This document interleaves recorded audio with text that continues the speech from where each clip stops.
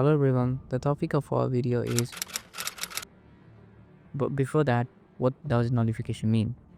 According to some source of Wikipedia, nullification is a legal theory that a state has a right to nullify any federal law. Simply saying, you don't need to follow the rule of the university inside of your classroom. Obviously, it doesn't work like that in the university because we have to follow the rule. Coming back to the topic, the nullification done by the state South Carolina almost led to the Civil War.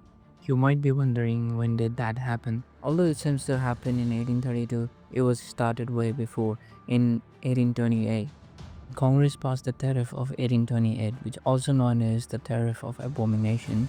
The Tariff of 1828 significantly raised the duties on imported goods, particularly on the manufactured goods like textile, iron, and wool. The tariff was passed to protect the economy of the northern industry, which they thought it was for a good cause. But it turns out to be an expensive move for the federal government.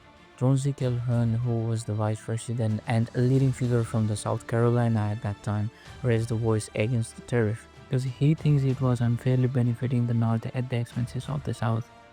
As he was a vice president, he knew if a state thinks that a federal law is unconstitutional, they can actually declare it null and void within their border. And it was unknown for the common people at that time. To make sure everyone knows, he wrote a South Carolina exposition and protest, a pamphlet claiming that the state can declare federal law null and void within the border. Of course, he did that anonymously. Right after that, the people from the South Carolina started to raise the voice and ask the state to declare the nullification, which creates a tension in the federal government and in the Congress. So Congress decided to pass another bill which lowers some rates set by the 1828 tariff, hoping that the crowd will go silent and lower the tension. And guess what? The so-called solution turns out to be a problem, even bigger problem. When people from the South find out that there is little to no changes in the rate of tariffs, they were like, Ugh. Brother, ugh. What's that?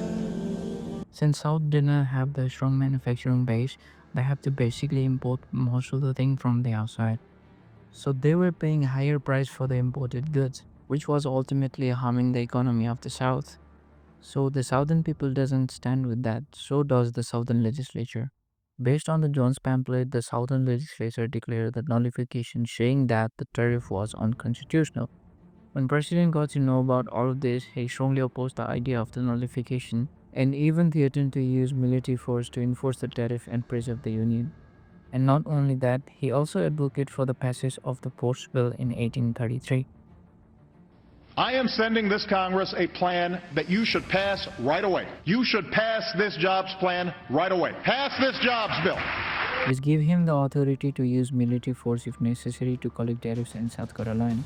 While the South was busy in nullifying the law, an anonymous writer from the North wrote a pamphlet called Jackson and the Nullifiers, where he praises the President Jackson and mocked the Southern people. While all the tension was going on, Henry Clay, who was serving as a US Senator, stepped up and introduced the Compromise Tariff of 1833, which he said the tariff would be reduced over the next decade. And after Congress passed the bill, they both compromised and shook their hand. Though they both agreed on this, Jackson was not entirely pleased with the compromise, as he felt it undermined his position and weakened his authority. Start stomping away and you're like, ooh, he's angry. South stick in their idea that the state can nullify the federal law, which creates a tension between the federal government and the state government further on, eventually leading to a civil war.